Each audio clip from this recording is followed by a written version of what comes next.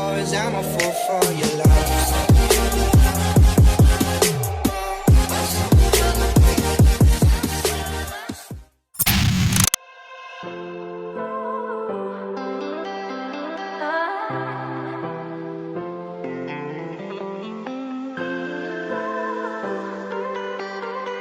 Hey guys, and welcome to another client tutorial. So we're going to start off by really cleansing the skin and just cleaning it. I am going in with the Glam Glow exfoliating toner just to get rid of any excess oils or makeup that may have been on her skin and just make for a nice clean canvas.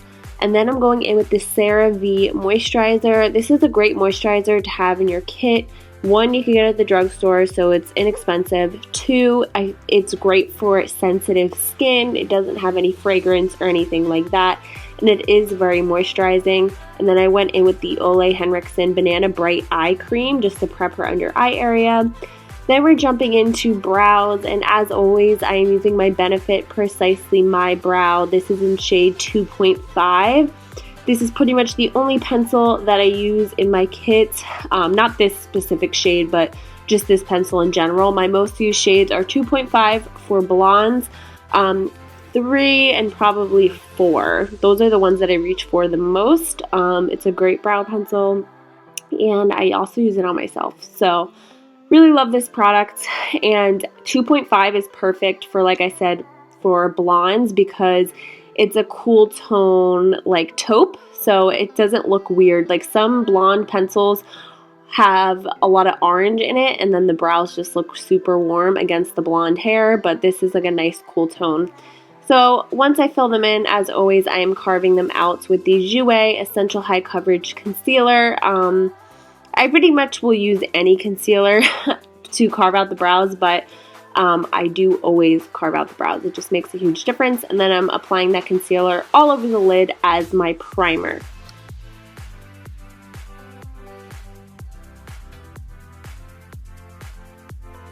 Alright, so once the concealer is applied, I'm then going to go in with a translucent powder and just apply a very light layer of that on top of the concealer to set it in place so it is a little bit easier to blend my shadows on top of it.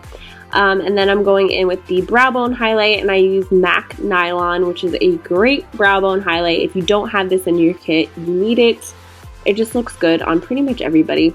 So yeah, I'm just applying that at the very arch of her brow, and then I'm going to go in with a light brown to start adding some definition into the crease. Alright, so once I have the brown down, I'm going to go in with a mauve shade, and I'm using pretty much a bunch of shades from the Making Mauves palette by Colourpop. I actually used this palette in my last fall tutorial that I did on myself. I've been really into mauves, if you can't tell, but I wanted to do this look because I feel like it's a great bridesmaids look.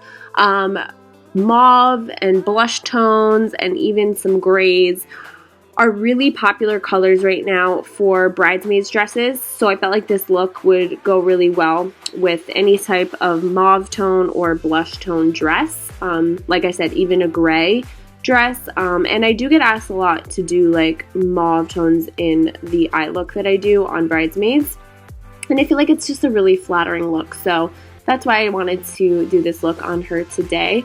And yeah, so I'm just adding some darker tones into the outer crease, and then I went in with like a darker like eggplant color just to add a little bit of definition in the outer crease. Now I'm going in with the NYX Pigment Primer, and I'm just applying this on the inner portion of her lid as a base for the shimmers that I'm going to be using. And I use the two lightest shimmers from the Making Mauves palette again.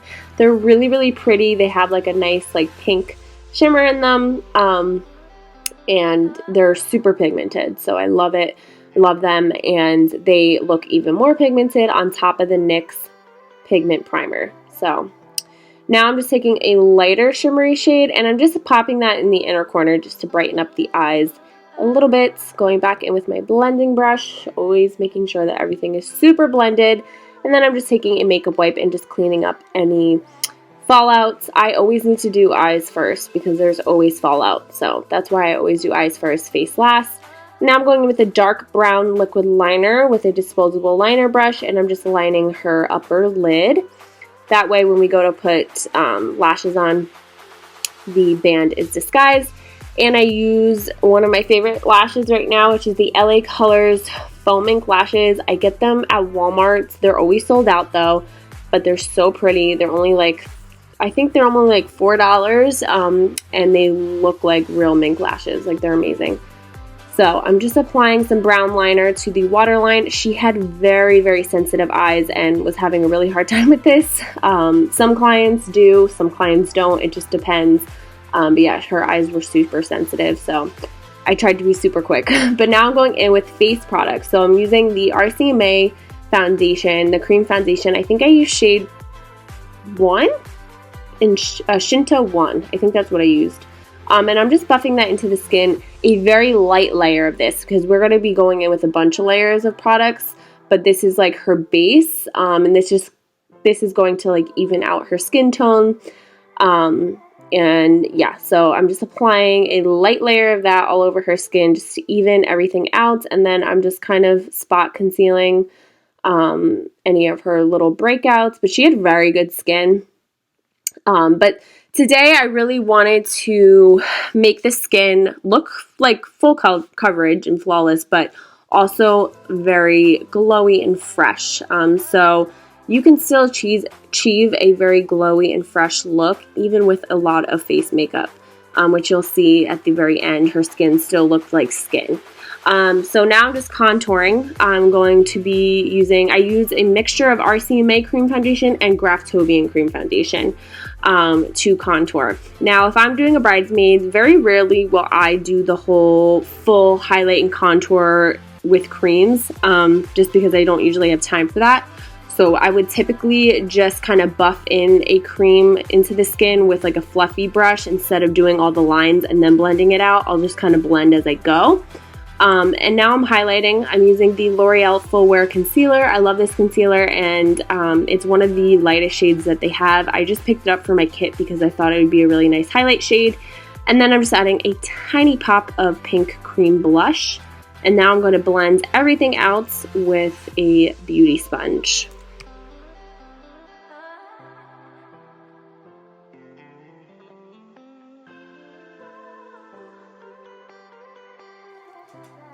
So once I blended pretty much everything, I did end up going in with a little bit of Arab Beauty Spray Foundation in shade Y3. So I am not a fan of that foundation on its own. It is a very popular foundation right now, but I am not a fan of it on its own. However, I saw another artist that I follow, Lauren D'Amelio. She likes to layer that foundation. So she'll go in with a foundation and then she'll add the Era as like a finishing layer, just to kind of like blend everything together. And I did it that way today, so I added the Arab Beauty as a finishing layer on top of everything else. I used a very tiny little amount. What I did was I sprayed it on a palette, I dipped my sponge in there, worked it into the sponge, and then worked the product into the skin with the sponge, and it just kind of blended everything together, added a nice little finishing layer, a little extra coverage but not too much, and just left the skin looking super smooth and fresh. So yeah, that's how I like to use that foundation. I don't like to use it on its own. I like to layer it. Now I'm setting everything. I'm using the Ben Nye Cameo powder, the luxury powder, and I'm using a powder puff. I've been using powder puffs lately to set instead of my sponge. I feel like it applies the powder a lot more evenly. It doesn't cake up underneath the eyes. It just applies it like so beautifully. So if you've never applied powder with a powder puff, I recommend trying it because it honestly is a game changer for me. Like, it just applies so much better and so much more evenly.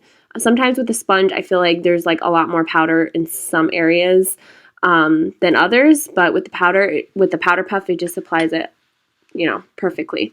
So to dust away the powder underneath the eyes, I actually dipped my brush into MAC Emphasize first, and I make sure I have a little bit of that on my brush while I'm dusting away the powder. I can't explain why, it leaves a very flawless finish underneath the eyes. So that's another little tip for you guys. And then I'm contouring. I'm using a contour shade by Tarte, and I'm just shaping out her face, and then I'm going to go in with a light pink blush by Anastasia, just popping that on the apples of her cheeks. And then I'm going to highlight with the Dior Backstage palette. I've mentioned this before. I like that palette. It's not like amazing. I basically just use it because it's expensive and I want to use it up.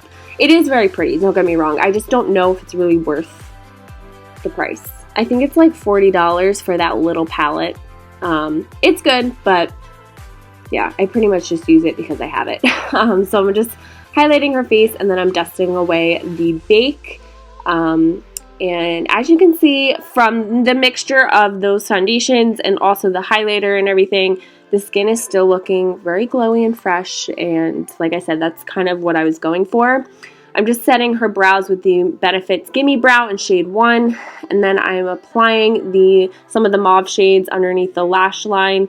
Again, I was trying to work super fast because her eyes are so sensitive, and I didn't want her to tear up, but I'm just quickly applying those, and then I'm going to add nylon to the inner corner as a little pop, and just to make the eyes look a little bit brighter. And then I'm just adding some mascara on the bottom lashes, and then we're going to move on to lips. I was using MAC Strip Down Lip Liner. We were going for more of like a nude glossy lip, so I just shaped her lips with that. Then I used the Too Faced, it was like a liquid lipstick. I want to say it's shade Marshmallow. It's just like a very light nude. And then I topped everything off with the Buxom White Russian Gloss, which is their plumping gloss. Love that gloss. It's amazing. It's one of my personal favorites, so I got a mini one for my kit because I just love it. But if you ever use them, do make sure you tell your clients that it is a plumping gloss. So if they feel any tingling, they're supposed to feel that. It's not like, yeah, if you don't tell them, sometimes you're going to be like, why do my lips feel like this? So always give them a little heads up. But that is pretty much it for today's look. I hope you guys enjoyed it. Let me know in the comments down below what other client tutorials you want to see. And don't forget to check out all the other client tutorials that I have. I will put my playlist on the screen so you could check it out. But yeah, thank you so much for watching, and I will see you in my next video. Bye, guys.